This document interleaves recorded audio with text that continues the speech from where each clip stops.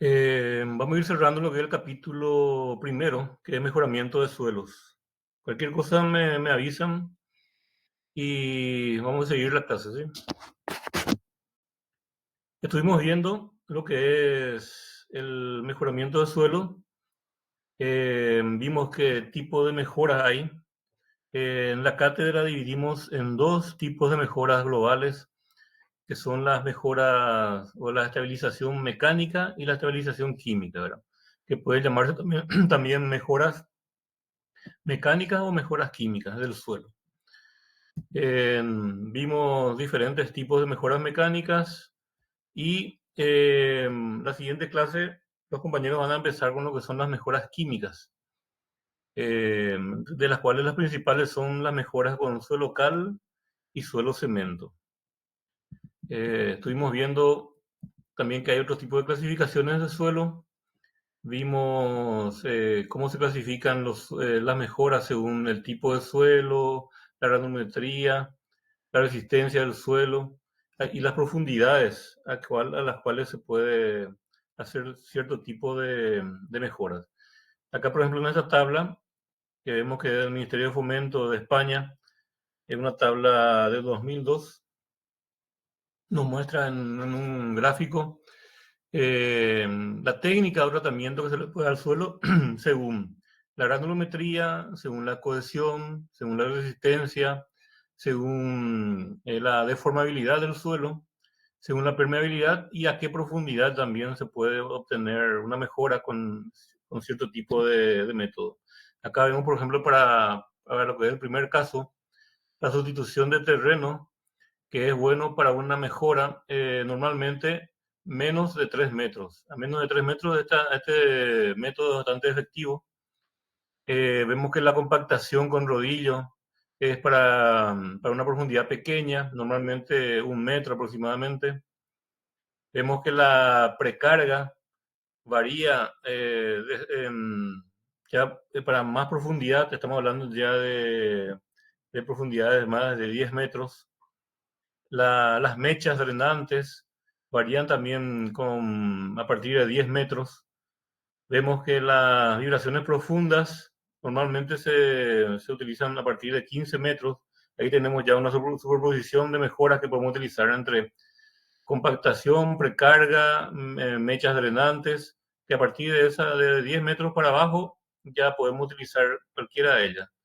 Y también tenemos la compactación dinámica, ¿verdad? Vemos que esta compactación también a partir de 15 metros y más.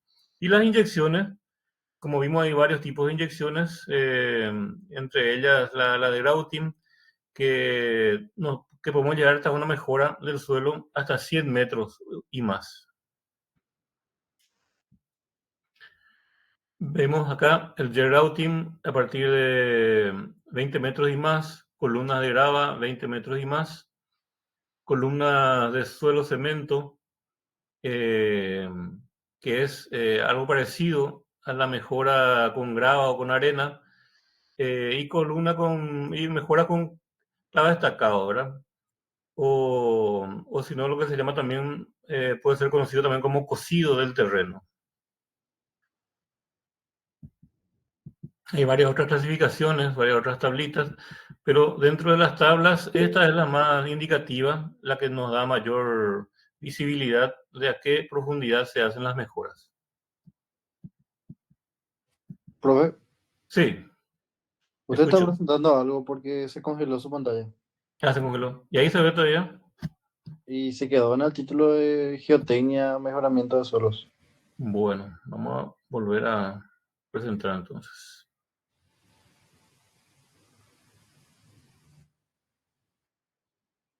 A lo mejor el internet está muy lento. Ahí se ve que está moviendo su mouse ahora, profe. Ujú. Y se mueve la diapositiva, ¿no? Ahí dejó de presentar. Sí. Vamos a presentar de otra manera para que se vea.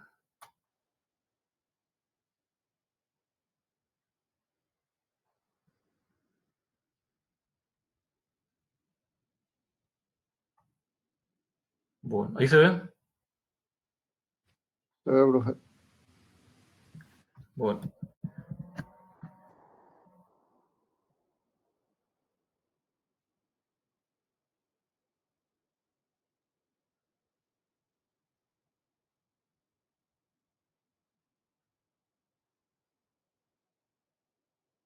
¿se ve la presentación ahí? Ahí lo que se tranca, profe. Se tranca. Y, o sea, ahí ya no quedó en ¿No la está? última pantalla. Ok.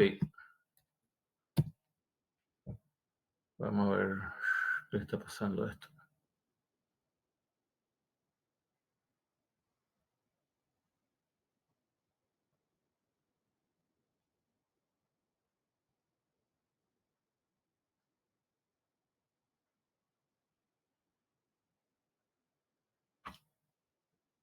¿Se mueve? Ahí sí, profe. Ok. Vamos a hacer así entonces para que se pueda entender. Bueno.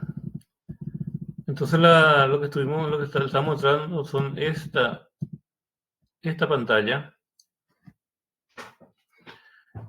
No sé si alcanzan a ver ahí el gráfico.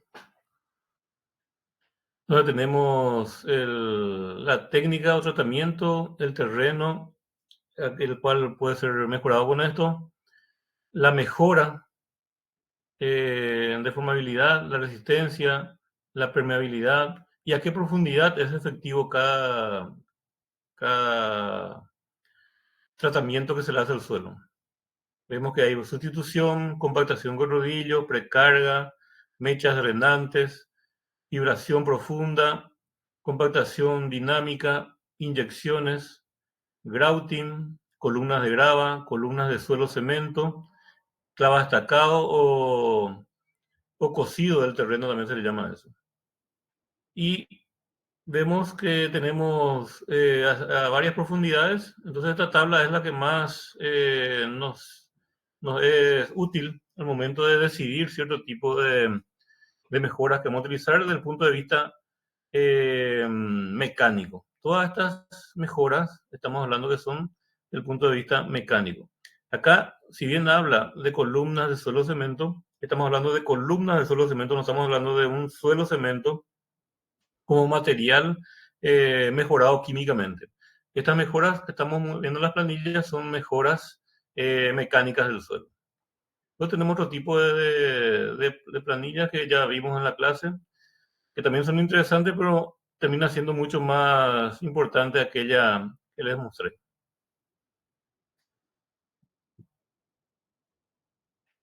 Luego hablamos de cada tipo de tema, de la sustitución, del relleno, de otros materiales que pueden ser utilizados.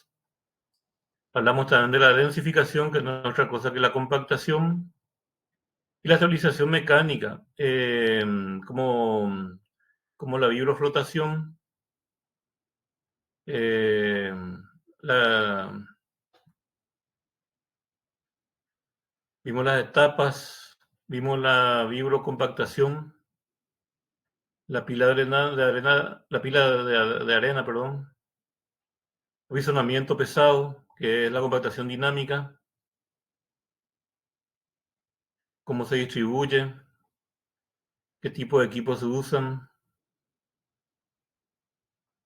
la distribución de cómo se hace la grilla para hacer la compactación dinámica.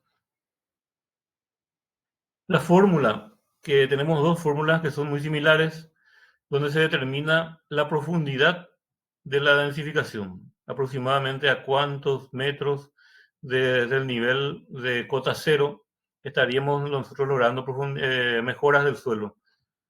Tenemos esta fórmula que relaciona la profundidad, el peso que se deja caer y la altura de caída.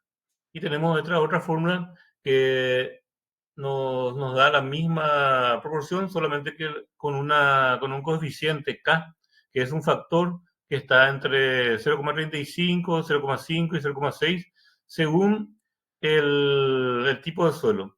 Por ejemplo, acá habla de un factor empírico que depende del tipo de suelo y las características del tratamiento, que varía entre 0,5 para arenas, limos, perdón, para arenas limosas y para limos con IP igual a 10%, y 0,6 para gravas, arenas limpias, y el valor usual es un promedio entre estos dos que si no queremos ser tan exacto o queremos irnos al lado de la seguridad, utilizamos 0,5.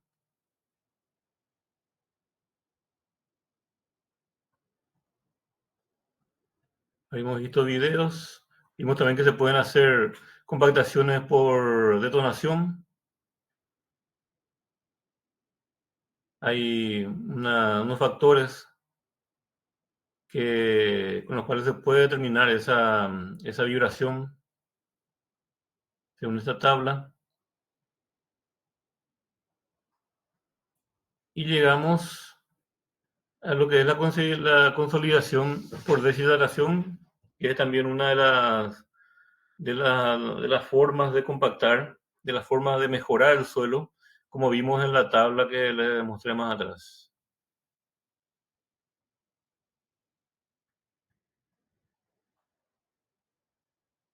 Hablamos también del grouting, cómo es el proceso, cómo son los equipos, qué se logra con el grouting. Y también vimos otras aplicaciones para mejora de suelos ya en una estructura construida. Hablamos también de lo que es la mejora del suelo por tratamiento térmico. Hablamos del tratamiento por calentamiento y hablamos del tratamiento por enfriamiento, ¿verdad? Todo esto pueden repasarlo del libro para poder estar preparados para la prueba, ¿verdad? Bueno, hoy vamos a ver como antepenúltima clase de lo que es el mejoramiento del suelo. Vemos lo último, que es un tratamiento que se hace por refuerzo del suelo. Este no entra tanto en ninguno de los dos métodos. Es un método intermedio entre el tratamiento mecánico y el tratamiento químico, que se trata de un refuerzo del suelo. Es más bien orientado podríamos decir, vamos a clasificarlo, prácticamente estaría clasificado dentro de lo que es un tratamiento mecánico del suelo. Aunque vemos que se presta la confusión porque a veces mezclamos estos materiales de refuerzo con el suelo, y son materiales prefabricados que uno mezcla con el proceso constructivo y obtiene un suelo mejorado, ¿verdad? Acá vamos a ver de qué se trata. El refuerzo del terreno consiste en crear in situ un sistema compuesto de suelo reforzado por medio de la inserción de inclusiones en direcciones predeterminadas para mejorar las características de la resistencia al corte y la capacidad de carga del terreno existente. La tecnología de refuerzo de suelos incluye un incremento constante en diversas técnicas, instalación y los materiales utilizados en el refuerzo, el cual pendiente sobre el objeto de las aplicaciones ingenieriles. Son diseñados para resistir las fuerzas resistentes requeridas. Ustedes saben que en el suelo no solamente tenemos compresión, sino tenemos tensiones, tenemos momentos torsores, tenemos una combinación de todo esto. Y estos esfuerzos pueden ser absorbidos por otro tipo de materiales que podemos incluir en el suelo. Ustedes saben que los suelos en general son materiales no resistentes a la tracción. Un suelo generalmente solamente resiste a la compresión y tiene unas componentes de tensiones que son de muy poco valor en el suelo. Casi no resiste, o sea, nosotros en el cálculo consideramos que el suelo es un material no resistente a ningún tipo de tracción. Sin embargo, si nosotros utilizamos equipos de refuerzo, podemos mejorar un suelo. Eh, por ejemplo, un caso que podemos homologar con esto sería el hormigón. Un hormigón sin varillas es un hormigón, es un elemento que no resiste a la tracción. Se considera muy bajo su porcentaje de resistencia a la tracción. Y la varilla es la que le da esa capacidad de absorber los esfuerzos de tensión, de tracción y de torsión que puede tener un elemento de hormigón. Y en este caso, en el suelo, nosotros lo que hacemos es prácticamente armar ese suelo, colocarle los refuerzos que se ven que ya se pueden encontrar en el mercado. Hay varios tipos de refuerzos, hay varias empresas que se dedican a este tipo de industria, de fabricación de elementos para el suelo. Uno de ellos podría ser esta cinta que podemos ver que se coloca eh, en manera de zigzag y uno puede ir cargando por capas el suelo. Acá podemos ver el suelo en su primera etapa, donde es colocado el material en zigzag. Vemos inclusive unos elementos de amarre del suelo con la pared. Y solamente acá en la otra punta del suelo se le colocan otros elementos que pueden atajar este material, y una vez colocado en zigzag es cargado a la siguiente capa y es compactada. Pueden ser también en tiras y pueden ser también mallas enteras que vengan así ya armadas. Entonces uno va, extiende sobre el terreno y va cargando por capas. Acá vemos, por ejemplo, un refuerzo de un talud que es también con un material prefabricado. Es una malla que tiene una especie de forma de celdas de panal de abeja. Entonces uno extiende la malla, esto tiene un espesor, carga la arena dentro de esta malla y va compactando. Luego va haciendo lo propio a lo largo del talud y puede inclusive hacer una capa más encima de esta malla, puede colocar otra malla y puede ir cargando el suelo, consiguiendo también un refuerzo en la capacidad de ese suelo, que puede ser un material arenoso que no tiene cohesión, pero sin embargo, al estar confinado dentro de este equipo, dentro de este tipo de celda, entonces le da estabilidad a ese suelo. Imagínense, en este talud, si era una arena, iba a tener un comportamiento muy distinto, iba a querer deslizar por este talud, ya que es muy empinado. Pueden ver acá al obrero como apenas está subiendo la pendiente. También acá podemos ver un refuerzo de suelo. En este caso, están reforzando con unas mallas geotextiles que se van colocando por cada capa del suelo, y esto va provocando que parezca una grada este talud, y le da bastante confinamiento al material que están colocando por capas.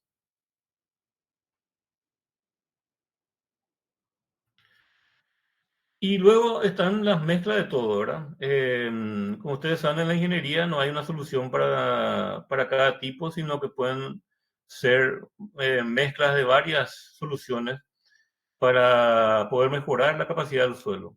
Así como habíamos visto en esas capas, en esas pilas de suelo cemento, por ejemplo, ahí estamos mezclando dos técnicas. Estamos mezclando las técnicas de sustitución, las técnicas de mejoramiento del suelo con arena y la mejora por suelo cemento, ¿verdad? Pero reducido a pilas de suelo cemento, por ejemplo.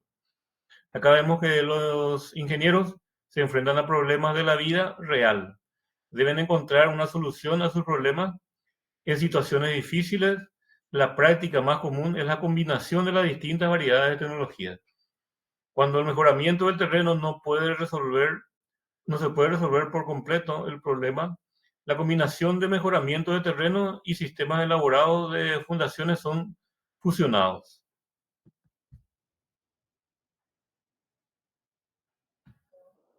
Bueno, hasta ahí sería lo que es el mejoramiento del suelo. Luego tenemos lo que vamos a comenzar a dar en la siguiente clase, que son los mejoramientos del suelo por métodos químicos, lo que sería por adiciones al suelo.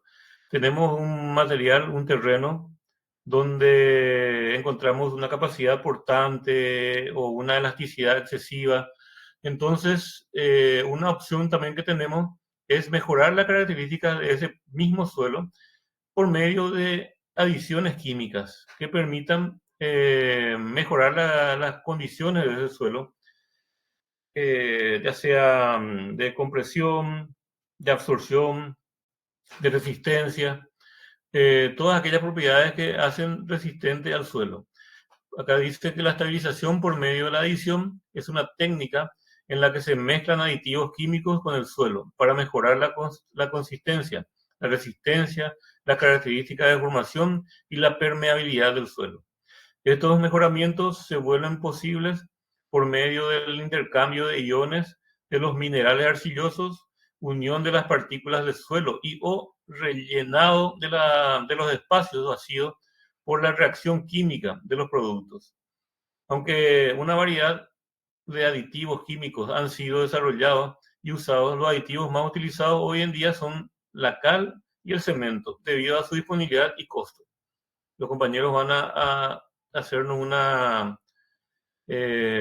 exposición sobre este tema que nos vamos a tocar ahora superficialmente, porque la próxima clase vamos a escucharles, vamos a ver la investigación que ellos hacen y espero que nos traigan bastante material porque esto es un método que es muy útil y está muy en boga en nuestro país debido a la facilidad del método, ¿verdad? Y la practicidad y las mejoras importantes que hace al suelo. Y ellos nos van a mostrar solamente en qué condiciones se puede utilizar, en qué condiciones no es conveniente utilizar, en qué condiciones es económico, en qué condiciones ya es muy caro. Entonces eso van a ir mostrándonos los compañeros. Acá vemos un terraplén de un tramo vial que está siendo mejorado por suelo cal, ¿verdad? Eh, el geotécnico va al campo, analiza las condiciones del suelo. Eh, Previamente los ingenieros definen cuál de los métodos que habíamos estudiado es el más óptimo y en el caso que el suelo cal sea una de las soluciones, entonces el laboratorista toma muestras del suelo, ve la capacidad portante y le adhiere la cal para poder hacer unas probetas y ir analizando en qué porcentaje esa cal en el suelo podría ser un factor que mejora la calidad de, de, las condiciones que habíamos visto de este suelo. Por ejemplo, vimos que las condiciones que se pueden mejorar eh, con, una, con una adición del suelo son la resistencia, la consistencia, las características de formación, la permeabilidad del suelo. Estas son características que tienen que anotar, que están en el libro, que son las mejoras que uno generalmente consigue con una adición química al suelo. Consistencia, resistencia, deformación y permeabilidad, ¿verdad? Bueno, acá vemos que una vez que uno tiene el porcentaje de cal que tiene que adherir al suelo, entonces divide ese volumen de cal en los metros cuadrados de suelo y va extendiendo. Puede ser por montículo, por bolsa o por equipos especializados que van derramando en una proporción la cal en el tramo que uno quiere mejorar, ¿verdad? Estos equipos vienen con unos medidores que son capaces de distribuir por metro cuadrado esa cantidad de cal que el suelo necesita. Acá vemos también que el método de suelo-cemento utiliza una técnica muy parecida, inclusive ambos pueden ser distribuidos a mano. Acá podemos ver los montículos que se determinan en el laboratorio. Estos montículos vienen dados por los metros cúbicos que necesita cada metro cuadrado del suelo o cada metro cúbico del suelo para poder mejorar. Esto se puede hacer en una capa o en varias capas para lograr un mejor comportamiento del suelo. Bueno, eso es todo lo que hay en cuanto a mejoras del suelo. Nosotros vamos a ver la próxima clase eh, cómo profundizar y tengan en cuenta que estos temas Este en especial, el del suelo cemento y suelo cal, es un tema que sí o sí deben saberlo, por lo cual sí o sí saldrá en algún formato en las pruebas que tendremos, ya sean parciales y finales. ¿Alguna duda hasta acá? Estamos entre 48 hasta ahora en las clases. Voy a ver cuando haya el mayor número para poder hacer una toma y que eso nos sirva para hacer la asistencia del día de la fecha. Entonces ahora vamos a comenzar con una pequeña introducción a lo que es el siguiente capítulo, que se trata de el capítulo 2. Voy a compartir pantalla. Voy a ver si puedo presentar, porque está muy complicado.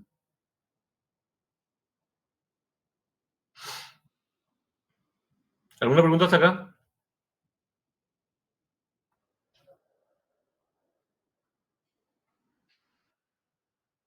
Walter Nicolás está levantando la mano. Te escucho, Walter. No, perdón, profe, quedó arriba nomás hace rato. Ya. Ok, perfecto. Por ahí si levantan la mano y yo no les veo, hablen al micrófono para que tomen nota y podamos escuchar la pregunta, ¿sí? Estamos entre 47 ahora mismo. Bueno, vamos a presentar entonces el siguiente tema. Ahí pueden ver la pantalla. Sí, sí se ve bien. Y ahí voy a mover un poco para ver si se puede ver la siguiente diapositiva. ¿Se ve? No, Inge. No, Se solamente se queda quedó. congelado en la primera. Sí, se queda. Ok. ¿Y ahí?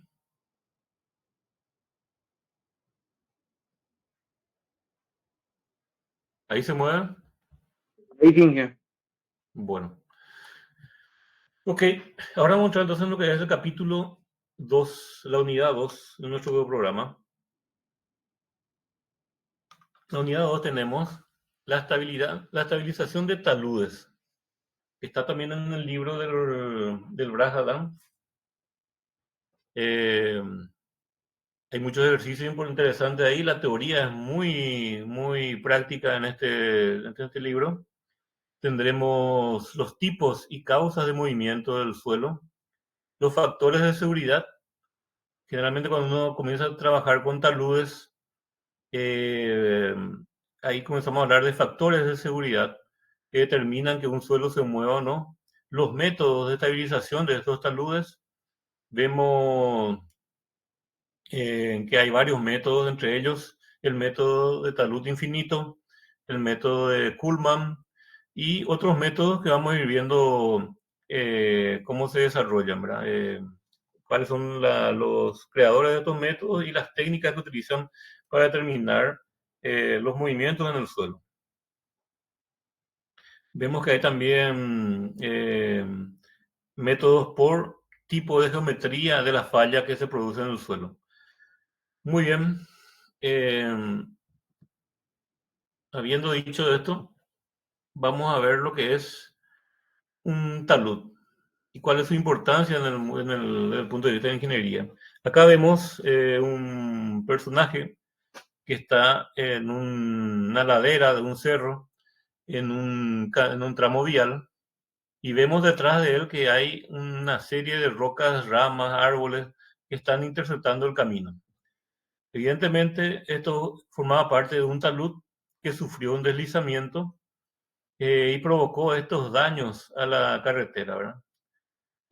Si acá no existía el hombre, si no existía esta carretera, si no existían viviendas cerca, esto pasaría de ser un simple movimiento y un simple acomodamiento del talud en una zona donde no iba a causar ningún daño. Pero estamos en presencia de poblaciones cercanas, de vías de comunicación importantes, de sistemas de asfalto que se ven interrumpidos por este deslizamiento que hay en el talud.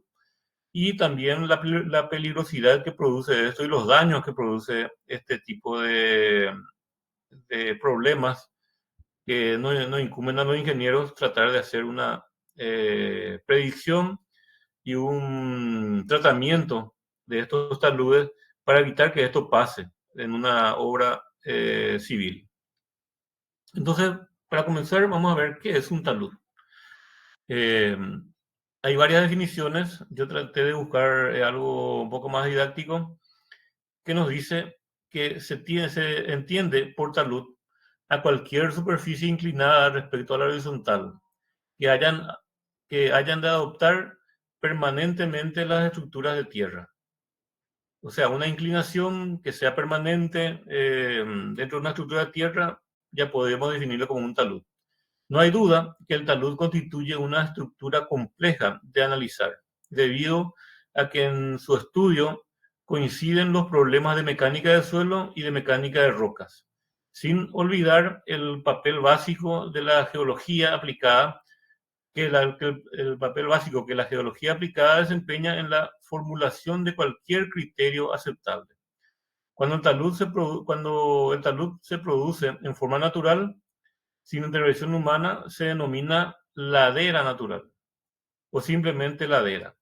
Cuando los taludes son hechos por el hombre, se denominan cortes o taludes artificiales, según sea la génesis de su formación. En el corte se realiza una excavación en una formación térrea natural, desmonte. En tanto que en los taludes artificiales son los lados inclinados de los terraplenes. Y para saber de qué estamos hablando, esto es, en definitiva, un talud. Este talud, como dice la definición, puede ser natural o creado por el hombre. Generalmente en las montañas, en las zonas de serranía, vamos a encontrar taludes naturales que de todas maneras tenemos que analizarlos, ver su potencial movimiento, su potencial deslizamiento y poder predecir algún comportamiento de ese talud para poder hacer nuestro trabajo como ingenieros de acuerdo a la obra que vamos a realizar. Acá, por ejemplo, vemos que este talud está compuesto por la base o pie del talud, está compuesto por una cabecera, que es la parte frontal superior de ese talud. Tenemos, en este caso, estamos determinando una cuña o un bloque que es el que vamos a analizar como un potencial bloque de deslizamiento. Y entonces, si nosotros analizamos un potencial bloque de deslizamiento de un talud, entonces tendremos que tener, en este caso, una superficie de falla, que acá la estamos determinando por esta línea roja que se ve acá, la cual estamos considerando como una superficie de falla. Y luego tenemos el ángulo que forma la horizontal con el talud que tenemos acá. Y también vamos a tener en cuenta el ángulo que forma la superficie de falla con nuestra línea horizontal. También es muy importante que no está en este gráfico la altura que está teniendo nuestro talud, porque eso también nos determina qué tipo de talud estamos observando. A una superficie de suelo expuesta que se sitúa en un ángulo con la horizontal se le llama talud sin restricciones. La pendiente puede ser natural o construida.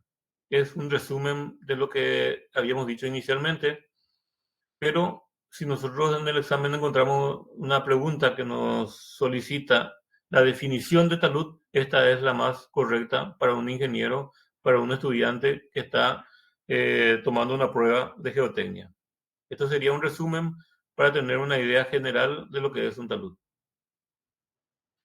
En ciertos trabajos de ingeniería civil es necesario utilizar el suelo en forma de talud como parte de la obra. Tal es el caso del terraplén en caminos viales, en presas de tierra, como la presa retardadora de Ludueña, Rosario, canales, etcétera, donde se requiere estudiar la estabilidad del talud.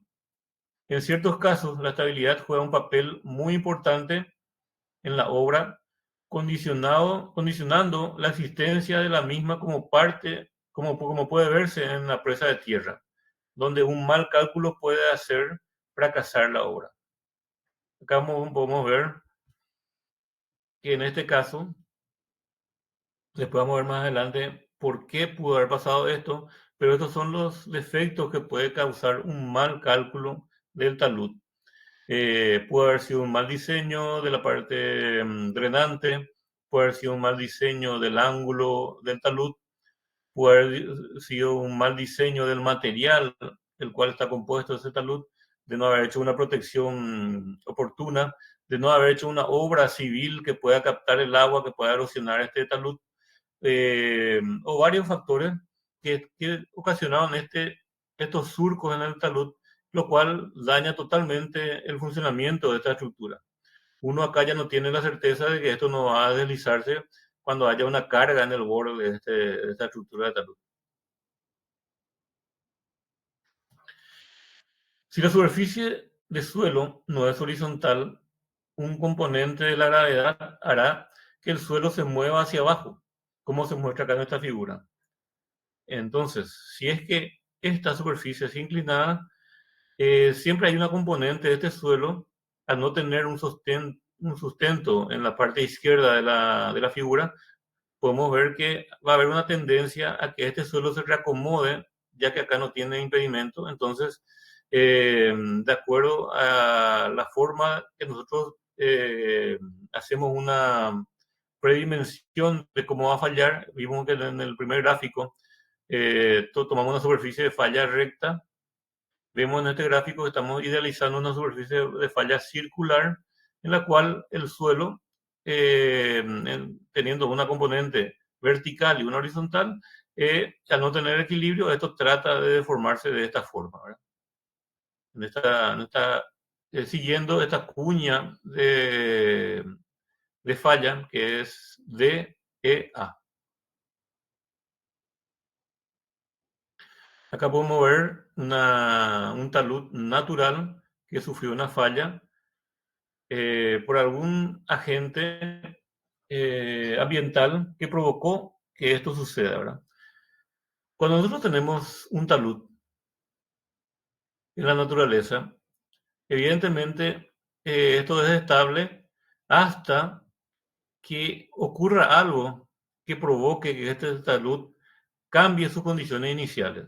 Si este talud era estable y de repente por algún motivo falla, evidentemente hay factores que están interfiriendo en este talud que hacen que esto pueda fallar. Puede ser, por ejemplo, la lluvia excesiva, puede ser la aparición de un cauce subterráneo que comienza a debilitar la estructura del suelo, puede ser alguna variación por terremoto en la composición de este suelo, puede ser que, por ejemplo, haya erosiones que hayan desestabilizado o que hayan perturbado la unión entre granos, o que haya pasado alguna sequía y que haya interferido en el talud de este material, lo cual provoca que estos agentes en alguna manera debiliten la estructura estable de este talud y provoquen un deslizamiento que se puede ver, por ejemplo, en estas cuestiones que se provocó en esta parte de un suelo, de un talud natural.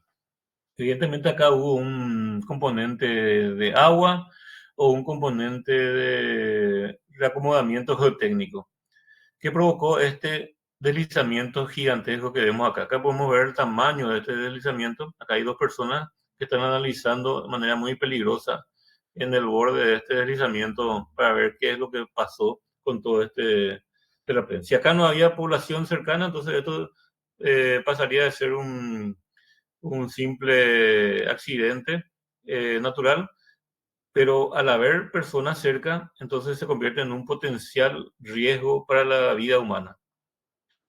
El resultado del deslizamiento de un talud puede ser a menudo catastrófico, dice este texto, con la pérdida de considerables bienes y muchas vidas. Por otro lado, el costo de rebajar un talud para alcanzar mayor estabilidad suele ser muy grande. Es por eso que la estabilidad se debe asegurar, pero un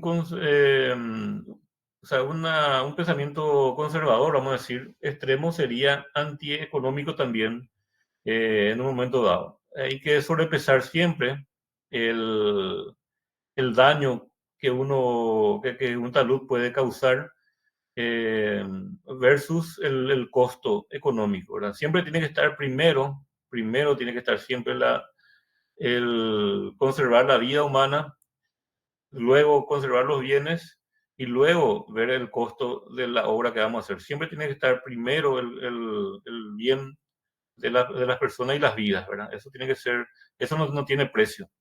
Si nosotros vamos a evaluar el costo del tratamiento de talud, siempre tiene que estar primero, en primer lugar, siempre la vida humana y luego las cuestiones materiales. Acá podemos ver en qué puede terminar un deslizamiento. Esto si se hubiese producido en un talud de un área, la cordillera, por ejemplo, podrían haber caído estos vehículos al precipicio. Acá vemos un deslizamiento parecido a la primera lámina que se produce justamente en un lugar montañoso. Si acá hubiese pasado a un vehículo, a un colectivo o lo que sea, hubiese sido catastrófico, ¿verdad? Acá vemos, esto sí, se produjo en una ladera y arrastró consigo varias viviendas. Evidentemente acá hubo alguna pérdida importante material y esperemos que no haya habido pérdidas humanas. Acá podemos ver también un deslizamiento donde arrastró inclusive varias partes del bosque. Quiere decir que las raíces ni siquiera pudieron parar lo que es el deslizamiento cuando se produce por arrancamiento, por exceso de humedad o por algún movimiento telúrico. Voy a hacer una pausa acá para tomar un poquito la asistencia. Dejar de compartir un rato. Ahora estamos 49. Yo creo que este es el máximo número que estaremos posiblemente. Voy a hacer una captura de pantalla. Les pediría que prendan por favor sus cámaras. Así les vemos un poquito. Y podemos dejar constancia de la clase para el departamento académico. El ángulo que forma este talud, de qué material está hecho el talud, la altura que tiene este talud y también si es que nosotros vamos a hacer un talud, vamos a construir nosotros o ese talud ya es existente. Bueno, vimos cómo se puede mover cómo puede perder estabilidad un talud. Vimos los problemas que pueden tener, la catástrofe que puede causar un talud al deslizarse. En el campo de la estabilidad de taludes se estudia la estabilidad o posible inestabilidad de un talud a la hora de realizar un proyecto o llevar a cabo una obra de construcción de ingeniería, siendo un aspecto directamente relacionado con la ingeniería geológica y geotécnica. Para analizar la estabilidad de taludes es necesario determinar su factor de seguridad al deslizamiento. Todos los métodos de cálculo están ligados a un mecanismo cinemático de falla específico. A ver... Fausto, ¿vos podés leer de ahí? Sí, Inge. Bueno, Para- te escuchamos. Dale. Para analizar la estabilidad de taludes es necesario determinar su factor de seguridad al deslizamiento. Todos los métodos de cálculos están ligados a un mecanismo cinemático de falla específico. En el estudio de la estabilidad de los taludes se abordan fenómenos de estado último o de ruptura de masas de suelo. El agente externo responsable de la inestabilidad es una fuerza de masa, el peso y, eventualmente, los efectos de filtración, y a los cuales hay que añadir otros factores como las sobrecargas estáticas y dinámicas. Perfecto. Entonces, nosotros tenemos siempre agentes externos que son los que causan esa inestabilidad en el suelo. Si es que nosotros tenemos un suelo estable y no hay factores que intervengan en esa inestabilidad del suelo, entonces eso no se va a mover. Siempre tiene que haber un factor externo que provoque esa inestabilidad del suelo. No es que un talud está ahí a punto de fallar y falla porque falla nomás, porque pasó el tiempo. Siempre hay un factor que genera esa inestabilidad, que puede ser la masa, el peso de una carga en el borde o algún efecto climatológico. Eso se puede dar por lluvia, filtraciones, algún caño roto. Puede ser también algún efecto telúrico, una vibración. Puede ser alguna sobrecarga que está produciendo que ese talud pierda su estado inicial. Entonces, eso provoca que eso se deslice. A ver, Jazmín, ¿puedes leer nuestra parte?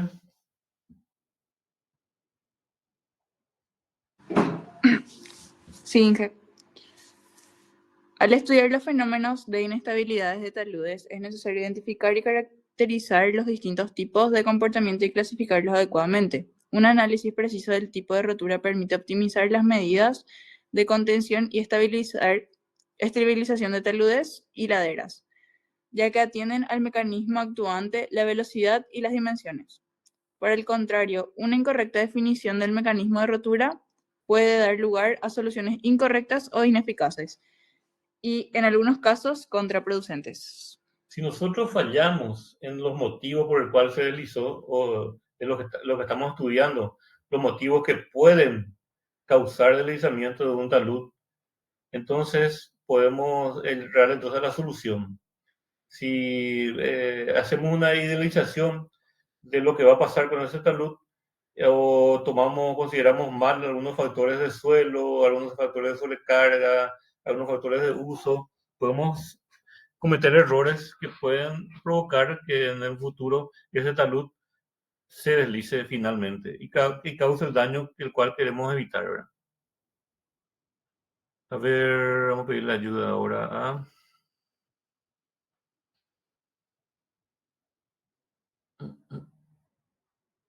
Tengo mi lista. Solan ahí está. Estoy, Inge. Bueno, ahí puedes continuar esa parte, por favor. Un desnivel natural o artificialmente creado. Un desnivel natural o artificialmente creado mediante solución de talud implica que el terreno soporta su propio peso y las acciones externas, movilizando su resistencia interna, aunque pueden existir elementos trabajando a tracción o cortante. Su cooperación en la estabilidad es una fracción relativamente pequeña. La estabilidad de un talud puede afectar exclusivamente a una masa de terreno, suelo o roca, a un conjunto de terreno y elementos estructurales existentes, presencia en el talud o en su entorno de cimentaciones superficiales o profundas o estructuras de contención como pantallas y muros. Evidentemente, el suelo puede deslizar solamente el talud, así como vimos en uno de los ejemplos, o puede arrastrar todo lo que está a su lado o encima o al costado. Entonces, el tratamiento de un talud está muy ligado entonces a la infraestructura que está en los alrededores. Y cuando nosotros estamos interviniendo como ingenieros, evidentemente es porque hay alguna obra vial o alguna estructura que queremos contener. Entonces, el tratamiento de salud es fundamental para lo que estamos diseñando y es fundamental para el riesgo que está tomando el ingeniero al hacer el cálculo de la estructura que va a diseñar. Acá vemos un talud natural que podemos ver con esta línea que vamos a ver más tarde. ¿Qué significa este ángulo? Acá tenemos un ángulo que forma el talud, acá, esta línea que estoy mostrando es la línea inicial de ese talud, por ejemplo, que es su talud de estabilización natural, ¿verdad? Nosotros necesitábamos hacer acá un camino, por ejemplo, en la parte inferior, para lo cual cortamos todo este sector del talud. Y nos queda este otro talud, el cual tenemos que analizar si acá estamos afectando su estabilidad natural o seguirá soportando el peso propio y cualquier elemento que pueda alterar su estabilidad. Entonces, haciendo simulaciones, por ejemplo, nosotros estamos calculando para hacer una parte vial y acá estaría una construcción, por ejemplo.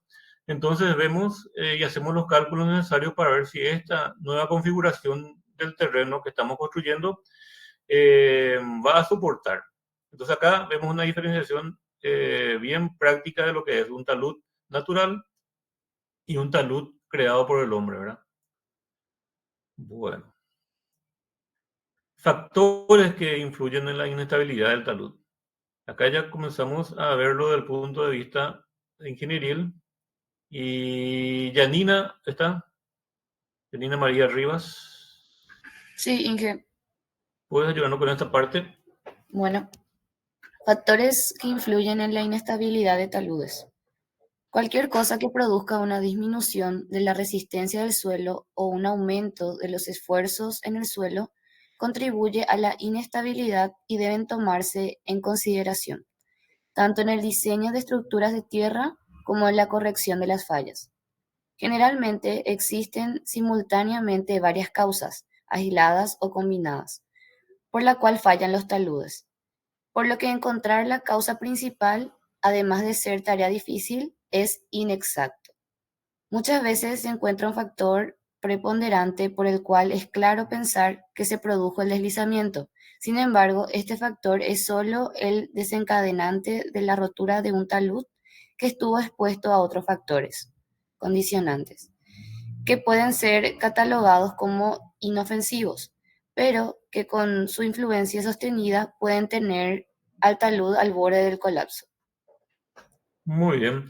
Entonces, si nosotros tenemos un talud, acá vamos a ponerle que este es el talud natural, que todavía no hicimos ningún corte. Ese talud naturalmente estuvo acá estable por varias décadas, inclusive años, milenios, y nunca tuvo un problema. Hasta que alguien vino y le hizo, por ejemplo, acá un pequeño canal que fue captando agua. Ese canal llegó a cierta profundidad y comenzó a infiltrarse agua dentro de esta masa de suelo. Entonces ahí evidentemente va a alterar las condiciones iniciales de este talud.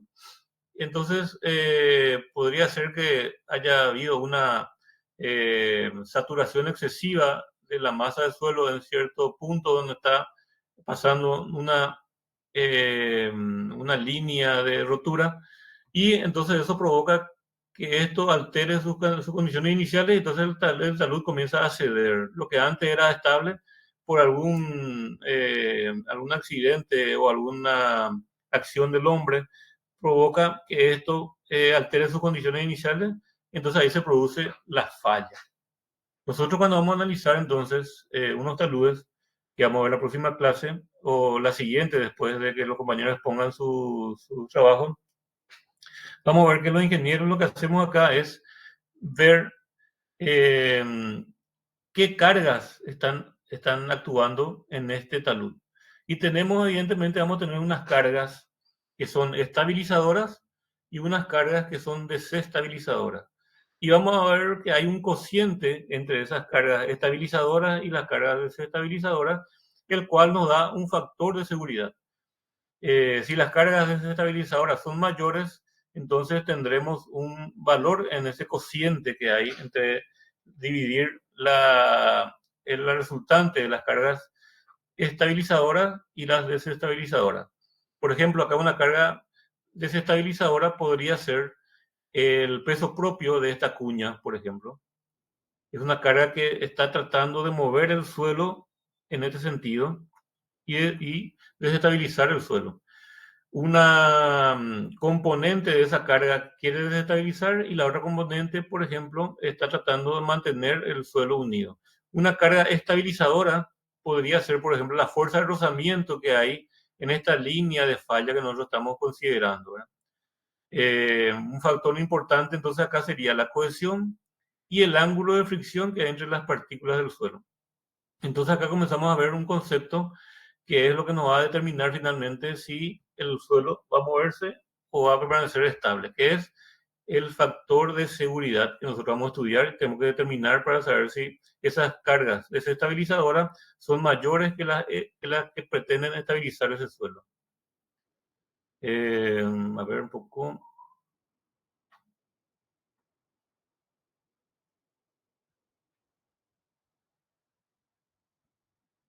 Néstor está. Néstor Emanuel Esquivel. Sí, estoy. Bueno, te voy a poner entonces. Bueno, acá a partir de la inestabilidad de taludes.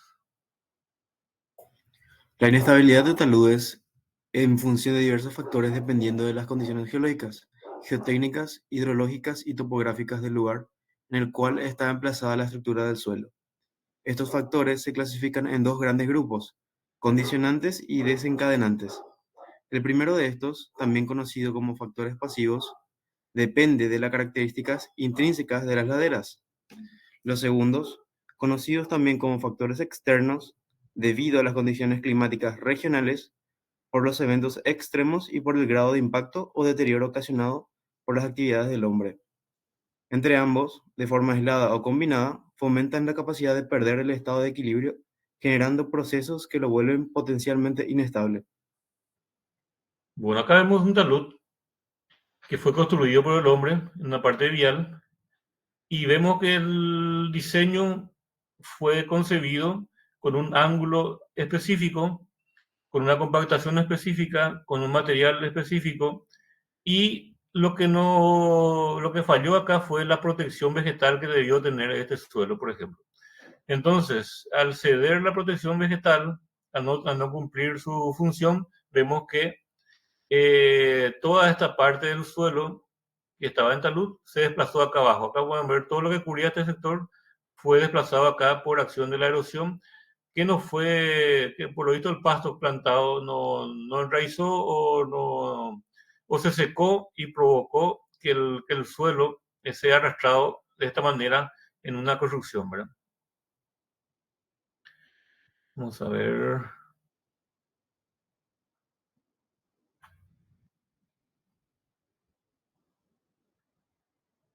Sicinio, Vigo, ¿está Sicinio?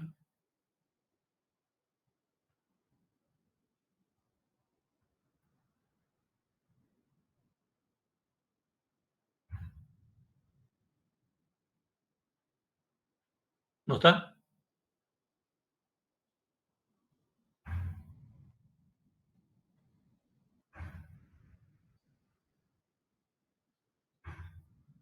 María Josefina Benítez.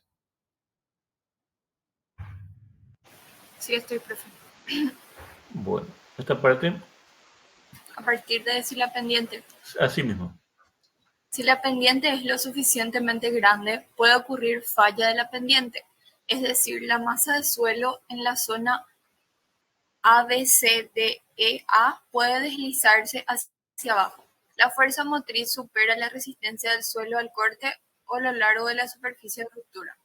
En muchos casos, se espera que los ingenieros civiles realicen cálculos para comprobar la seguridad de los taludes naturales, taludes de excavaciones y terraplenes compactados. Este proceso, llamado análisis de estabilidad del talud, implica la determinación y la comparación del corte desarrollado a lo largo de la superficie de ruptura más probable con la resistencia del suelo al corte. Ahí vemos la fórmula de resistencia del corte, que no es otra cosa que la cohesión más lo que es la tensión del suelo por el ángulo de fricción. Adelante. El análisis de la estabilidad de un talud no es una tarea fácil. La evaluación de variables tales como la estratificación del suelo y sus parámetros de resistencia al corte en el lugar puede llegar a ser una tarea formidable. Las filtraciones a través del talud y la elección de una superficie de deslizamiento potencial añaden complejidad al problema. En este capítulo se explican los principios básicos que intervienen en el análisis de estabilidad de taludes. Muy bien. Nosotros vimos que al tener una superficie en talud, tenemos la posibilidad de determinar una superficie de falla, la cual va a estar a cargo del ingeniero, ¿verdad? En este caso, nosotros consideramos una superficie de falla, que es esta superficie circular. También podemos considerar una superficie en cuña, como vimos en la definición de talud. También podemos considerar una superficie de falla recta, ¿verdad?